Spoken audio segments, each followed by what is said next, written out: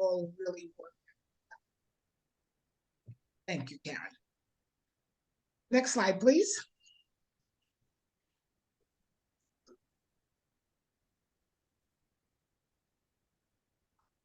Is it not going, Karen?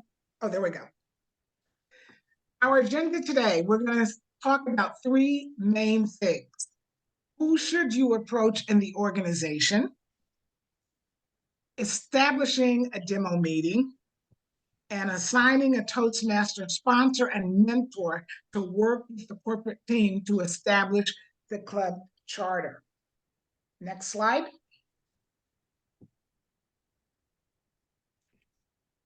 Okay. Why would an organization benefit from having a Toastmaster club? One of the key things when we are out trying to establish a relationship so that a corporate will give us the opportunity to meet with the right people. And every corporation will agree that they need strong communicators to be able to provide messaging for their team members at every level, whether it's a meeting of just the executives, whether it's a department meeting, whether it's a team meeting. Everybody agrees that communication is key into achieving whatever the goals are for that particular meeting. Next, it enhances the leadership. Everybody would love to see their leadership grow, be able to advance to the next level leadership positions, and this is important in an organization. And lastly, and definitely not the last thing of benefits, connections made at club meetings helps their organization increase productivity and build team relationships. After you find team members joining a Toastmasters club, they begin to interact with each other because they recall seeing their fellow Toastmasters giving a speech that may have resonated with them on something that they're currently working on. Whatever the case may be, it builds a camaraderie with people that normally did not know each other in advance. Sometimes it's a whole department, and that's not the case. But in general, people meet people in the Toastmasters meeting. This type of benefit is something you need to think about before you make contact with the organization. Organizations are very difficult to reach out to if you're cold calling. If you have somebody that you know that's in the organization and has access to whether or not it's an HR person, whether or not it's a department supervisor, someone that you need that will open the door and allow you in. You've got to keep in mind that many organizations are approached on a regular basis in volume. Everybody's sending something in. And when I first joined this collective group of people, a lot of times the people that we contacted was the HR department. Why that? Because in general, HR departments are the ones responsible for training, which a lot of people see Toastmasters as a training ground. So for many people, this became difficult to get in the door and even talk to a corporation. Next slide, please.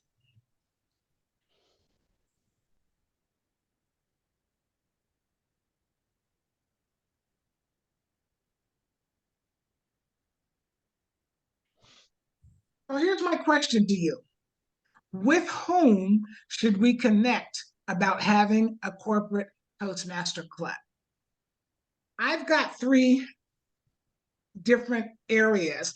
I'd like to know, and you can put it in the chat, does anybody else have specifically an entity within the corporate that you think would be good, especially if you're cold calling? We want to look at as many possibilities as possible because it can be very frustrating. Patty said sometimes there is an education department. Excellent, excellent. Anybody else have anything in addition? John mentioned a training department. Awesome. Okay, one more and then we can move on, and I'll start to talk about these areas that I have suggested. Okay. Department heads and supervisors. Why do I mention them? The people who are going to be closest to getting to decision makers are normally these middle people. They are responsible for team members in their departments or in their areas of supervision, and they have direct reporting lines with the next level. When you can get to those people, you have an opportunity to have a brief audience with them to let them know, hey, I recently went to a Toastmasters meeting and I'd like to talk to you about how I can see that relating to the group. If you can get their audience attention, you will have a much better opportunity of advancing to the next level of getting that corporation to agree to letting you come in. And we're going to talk about what we do once we get that agreement. The next area, which is the area that most people think of, is HR department. And both Patty and Evelyn mentioned training and education. HR in most companies is responsible for both of those two areas.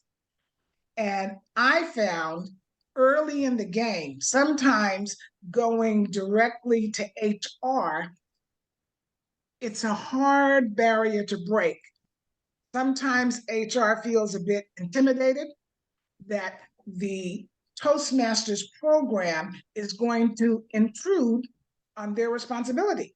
They feel like we have training and we give training to our various areas. So they don't initially see what's the value of Toastmasters. You don't get that message in early, you stand a chance of not being able to meet with them saying, no, we don't really need it. And then it becomes very difficult because if you want to try a different avenue, when HR has basically said, nah, we're not interested, as soon as another area comes to them, their answer will be, oh, I've already talked to them and told them that we're not interested. We have our own training department, we have our own education department, and we don't need to add another component. You want to figure out ways to avoid that, and I'm going to talk about that in just a second. Lastly, is the executive leadership. The executive leadership is, if you can get there, you're in a good spot. And the reason I say that is because they are decision makers. They can go to HR and say, hey, I would like for us to start offering Toastmasters and building a club here in the company. And the HR department then is in a position to accept that mandate and begin to think about and look for how do we make this happen. Now, let's go back to what happens when you get that reject. And let me ask anybody, have you had any experience of contacting a corporate and you kind of got the reject? What did you do and were you able to overcome it? Anybody have that experience that they can share with us? Okay. That's John, good. So, John, oh, John and Art both raised their hands, so okay. John was first. Okay, if you can contact somebody within the club or within the company that's already a Toastmaster or Awesome. has been a Toastmaster, and have them also contact that HR leadership too. So yeah, use your resources. I like that, John. Thank you. Use your resources. That should be in your notes. Thanks for sharing that, John. Who is Then next? Art. All right. Yes, Art. It was kind of the same thing that John said. One of the things that we counsel people who are looking for new jobs is to, in addition to going through the website and learning about the company, see if they can network in and talk to a few people who are members or employed by that company. It might be tough out of town, but in the St. Louis Metro, going to a club meeting and during the business section, whenever people can talk, it in the past, it's not been uncommon for somebody to stand up and say, I'm interested in going after a position with XYZ. Do you know anybody who works at XYZ or anybody who would know somebody employed by XYZ? So that's a good approach to try to open them up and be ready to at least listen to you. That's so critically important. Was there any other comments, Karen? No, there are not. Okay. Those are very, very helpful tools, and I have personally employed those strategies after I learned that not everybody is sitting there waiting for you to approach them and say, come on in, let me hear about it. John and Art have both given very important strategies for you to try. Number one, if you have an existing Toastmaster already in the company, it's the biggest opportunity to get to somebody that they know is the right person to make that contact to go and take the process further. And secondly, networking and talking to other people. Somebody has to get the ball rolling. I don't know how many of you personally, but if you get a cold call from somebody that you've had no contact with, you know nothing about the product that they're calling about, what are the chances that you'll even listen? With me, unfortunately, they have a raw deal because I don't. I now have learned to click them out, and my phone company identifies what they call potential spam. And so the poor person on the other end of that line never gets through to me. And you want to avoid that when we're trying to reach out and help a corporate club understand that this can be a good thing for them. If you can get to the executive leadership, on the other hand, you're in a really good spot because many of them have heard of Toastmasters, have heard of successes of Toastmasters in their organization. When I was working for Wells Fargo, the head of all of Wells Fargo was a Toastmaster. And when he came to speak to our organization in St. Louis, he's based in San Francisco. When he came to speak to us in St. Louis, he tells the story about how he was in front of a crowd of that size doing public speaking. And I thought I was beaming with pride as he mentioned how Toastmasters helped him to get over that fear, that nervousness, the syndrome. He said at his first meeting that he attended, he used 60 times. And I don't even think he was exaggerating. I think it's real. You're put in front of a crowd of over 500 people, and you have your notes. He prides himself in not using notes. So for him, it was a matter of remembering what he had to say. And I'm sure you look out at that sea of people and you start stuttering. So it is very useful if you have the good fortune of getting somebody in executive leadership, and especially somebody who understands what Toastmasters brings to the table. That's the main thing. People have to know what's in it for me and not be intimidated that you're coming in and overshadowing somebody's existing role. Miss Elaine, you're at 16 minutes. Thank you very much. Next slide, please.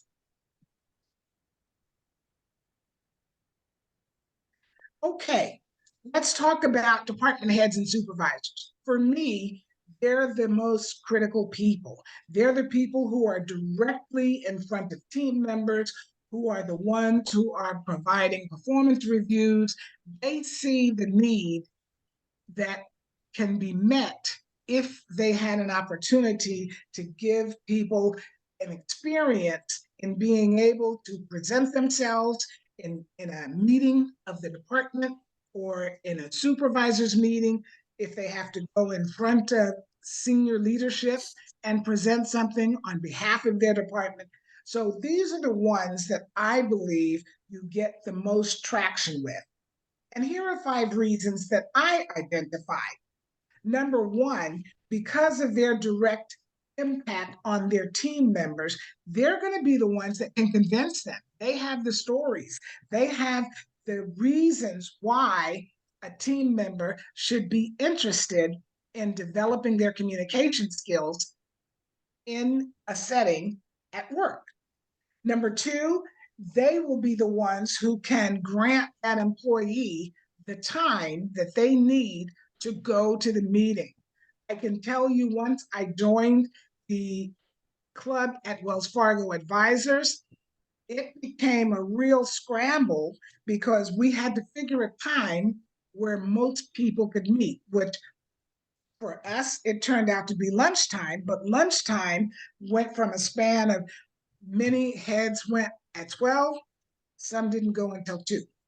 So you need to be able to work out, how do I make sure that the people that are going to need that time to attend the meeting will have it available.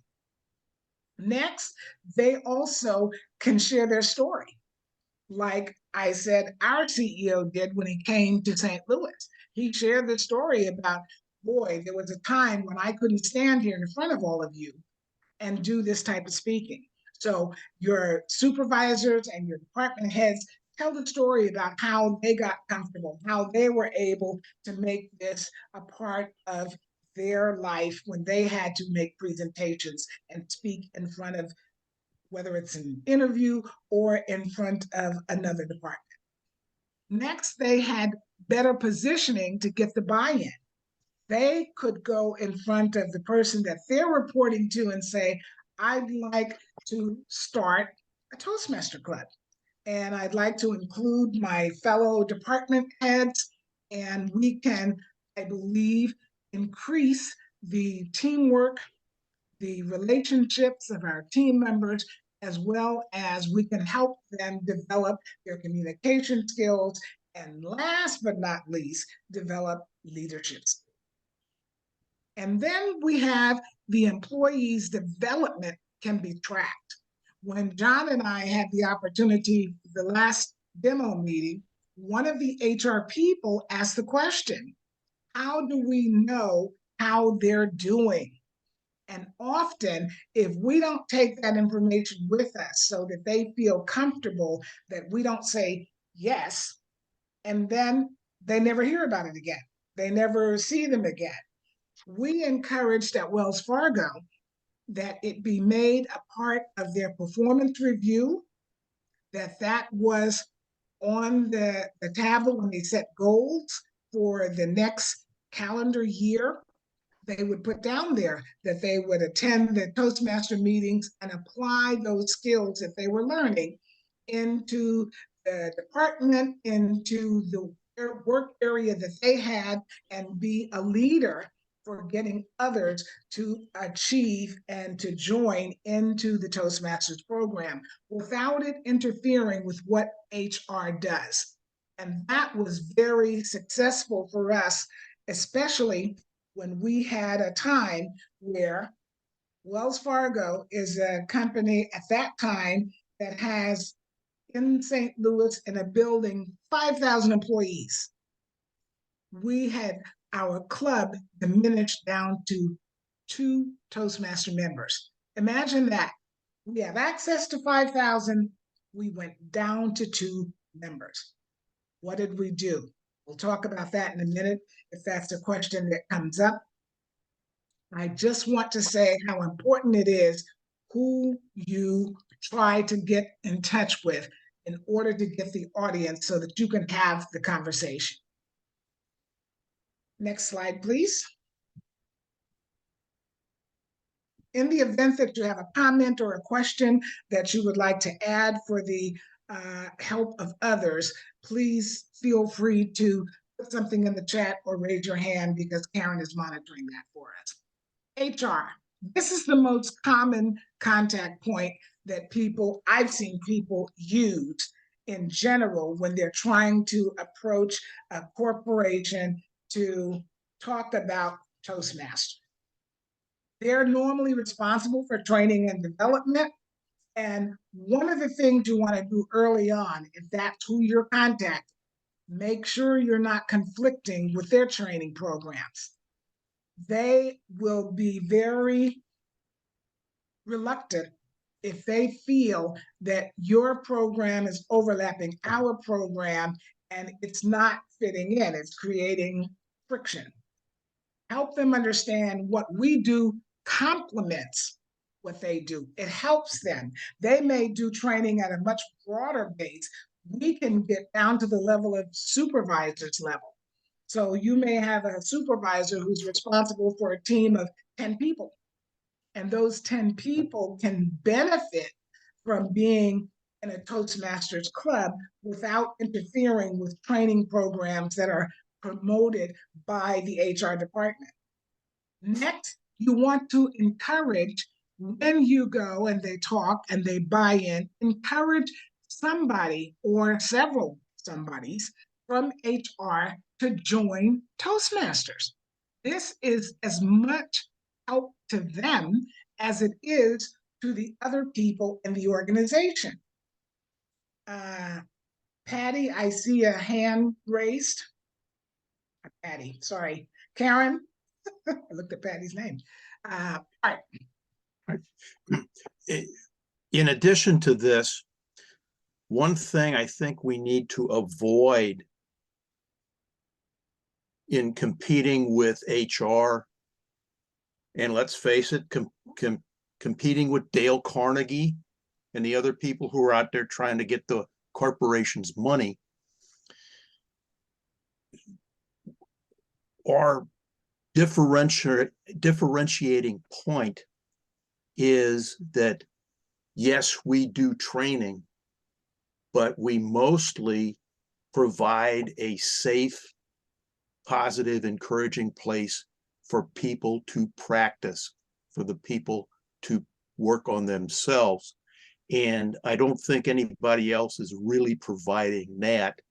And if we push that point of view, we can talk to HR about how a club can work with their training program, because we provide a place for people to practice what HR is teaching. To complement it, absolutely. And another thing is that it's very important to also stress this is a self-paced program.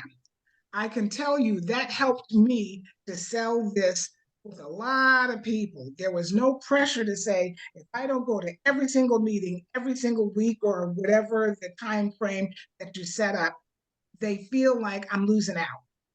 And I can tell you, and there's no shame in my game, it took me close to 9 years before I finally got my DTM. Where do you know that people will allow you to train for that long at your own pace, in your own way, changing clubs if you wanted to, although I have never changed clubs, But just to give you the understanding that this is an opportunity to complement what you're doing for your employees and to the point that Art was making, on top of it, it's affordable. It's affordable, it's voluntary, so people do it from their heart. Keep that in mind. It's not mandatory. Nobody's going to tell you you have to join Toastmasters. They will tell you what you can benefit from if you join Toastmasters, especially if we give the right messaging. Miss Elaine, Yes, ma'am. you have 14 minutes left, but you also have a question from Miss Evelyn. How long would you suggest for a quality corporation meeting? 60, Good. 75, or 90 minutes? Oh, wow. That's a good question, Evelyn. We can make suggestions, but it's the corporate that will have to let us know what is acceptable at their level. Giving people more than 60 minutes is already going to present some challenges because either people sacrifice their lunch hour or they're being asked to sacrifice time of the company. And when that time is given, it's going to be considered somewhat, for lack of a better word, compensation. So our approach and my approach when I talked to corporates about their clubs, they ask the same question. We give them the opportunity to determine what can be given as well as the frequency. We've had corps that have come to us and said, oh, we'll meet once a month. And I am very leery about not discouraging that because it's hard. If you meet once a month and your members miss one meeting, already 2 months pass by before they come in. They've forgotten a lot of the introductory information that's been received. I would suggest, first of all, a frequency, especially at a corporate, weekly. And the reason I say that is because if they have a large number joining, let's say they get 40 employees to join, different people can be leaders of that, and you have enough people to choose from that you can fill your functionary spots. If you end up with a small group, as you know now in your club, you can get burnout. The same people are called upon and show up at the same meeting. So in answer to the question, 60 minutes, I would say, is what I would suggest. And most of them, I ended up asking them to go down to 55. I said, give people a chance to get from where they are to the meeting. And I would close, or even maybe 50 minutes, I would close 5 minutes before, because if you start the meeting at 12 and they have a meeting at 1, everybody's going to start leaving at 5 minutes to 1. So keep that in mind when they ask that question. Keep that on the radar, because the main thing is to give them the experience of conducting the roles as well as speaking. Okay. That all on the questions, Karen? Yes, it is. And you have Okay, 10 minutes. thank you very much. Okay. HR can help you with getting executive leaders to support this initiative. We had the great experience at Wells Fargo to get the ear of the CEO, who is located in St. Louis. He wasn't for all of Wells Fargo, but he was for the St. Louis component of what we call the private wealth part of it.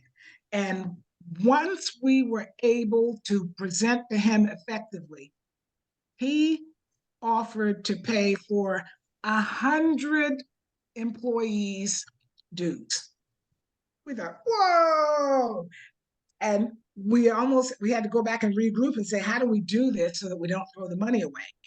So when you have a good presentation and you state those benefits, if you get to the executive leader level, you have a very good chance of them supporting you. They will then pass that support down through their leaders, who will pass it down through the HR, and then you have a thriving club at a corporate level. Can we go on to the next slide, please? We've talked about executive leadership, and I'm not going to burn that again because our time is quickly running out. So can we go on to the next slide? Conducting a Toastmaster Club demo.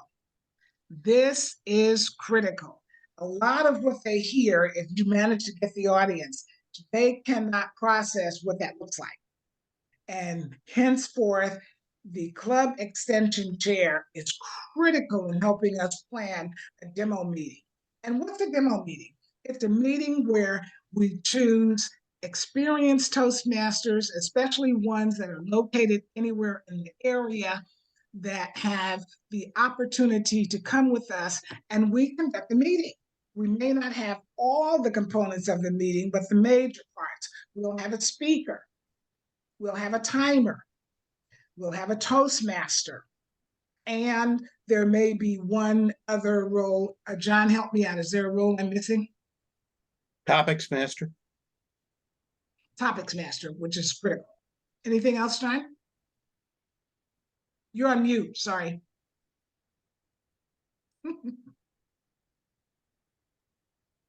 You're still on mute. John? There you go. There we go. Okay, well, a timer and grammarian, I guess, would be the next two. General evaluator, I don't know if you mentioned that. Yeah. I didn't, thank you. Yeah, So, good. henceforth, we get that group of people. Now, I'm just going to have briefly Patty come in because she has been given a responsibility of helping us to provide for demo meetings. So, Patty, you want to share a little bit about what you're doing there? Yes, I have this wild hair idea that I think would be great for us to establish demo teams in each of our divisions. And I know that's going to take some time, but what I'd like to do is reach out to several of the seasoned Toastmasters who have been part of the demo meetings and ask them to help mentor somebody else so that they can take those roles. And hopefully, if you're at those demo meetings, and maybe one or two a year, because if we keep within those divisions, then you have met these people, and then you would be a great candidate to either be the sponsor that will help make sure that all the paperwork gets turned in correctly and work through getting all those membership applications, or the other position of club mentor, because you've already been there, you've met some of the people, and there's a great role for you to fill in because they already know you,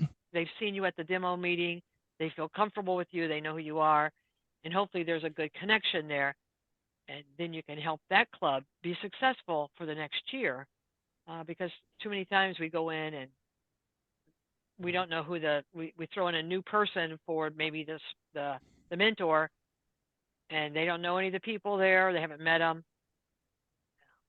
So that way, so that's my dream, is to help develop these demo teams. I'd like to get 20 people over the next 6 months to work on that and be part of that program. Thank you. That's awesome, Elaine. Patty.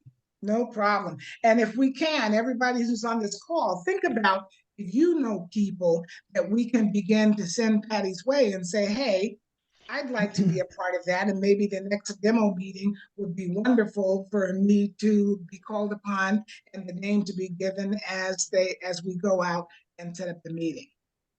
Yes. Thank you. Thank you. Next slide, please. Okay, in 5 minutes. Okay. Sponsorship. Patty mentioned it. Sponsorship is critical. When a new corporation is starting a Toastmasters club, they don't have a clue what that means and how that is. They get overwhelmed. Here's these applications. You have to fill them out. You have to calculate how much money is due for them. You have to try to make sure that you're getting up to charter level, which is 20 members to charter a club.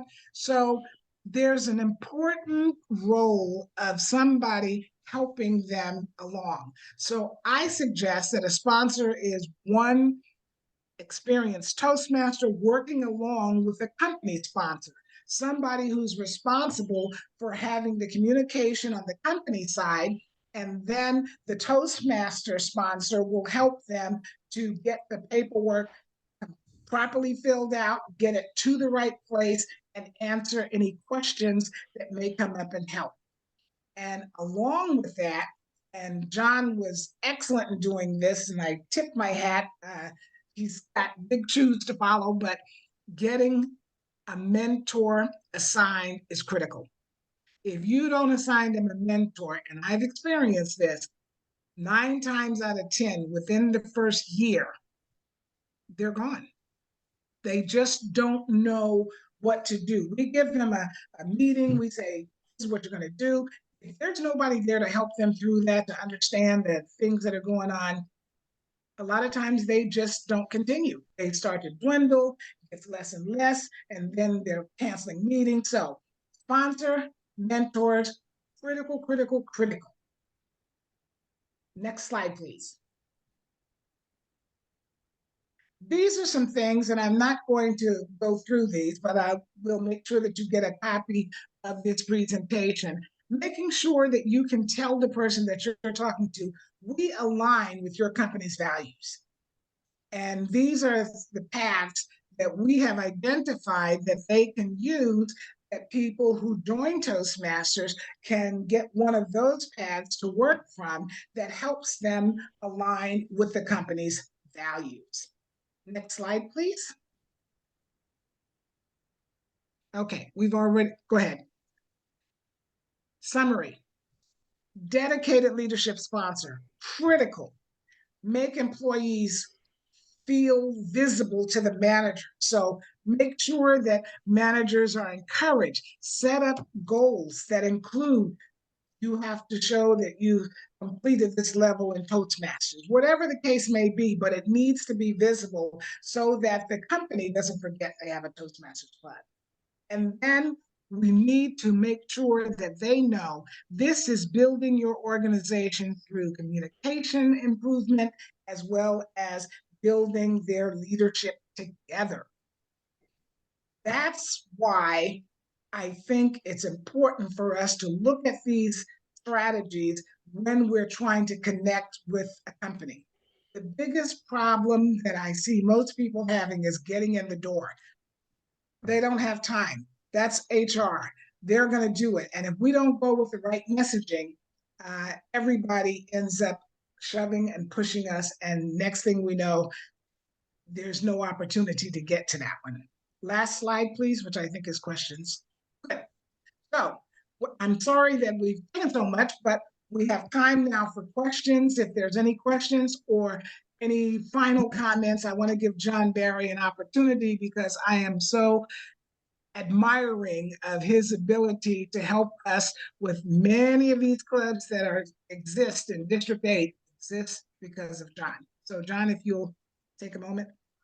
Sure. Yeah, it's critical to get the right sponsor, and we typically look for the inside champion. I call him the champion, the one that had the idea to form a club. And of course, you need that insider because they have access to the HR records and employee records. And yeah, bringing in an outside Toastmaster, we have to be careful with that. Sometimes we'll bring in a Toastmaster that's never gone through the paperwork before, and they're trying to guide somebody else that's never gone through the paperwork before. So we've bumped into that a couple of times. And as far as mentors, I suggest we get the mentor in as quickly as possible. You mentioned that, Elaine, and even at the demo meeting, if we can identify who the mentors of the club will be and have them involved in the demo meeting, then they have credibility, because it's hard to bring in a mentor after they've met maybe 3 times, after, and that happened to us last year one time. But the sooner we can get the mentor in, the more credibility they'll have. And when yeah, they attend the demo meetings, like you said, John, they themselves recognize, hey, this is kind of a cool club. Maybe I can help them further. And you want to be their mentor. want to be what? once they attend the demo meeting with you, they feel a sense of this is kind of a cool club. I'd love to be a part of their mentoring team.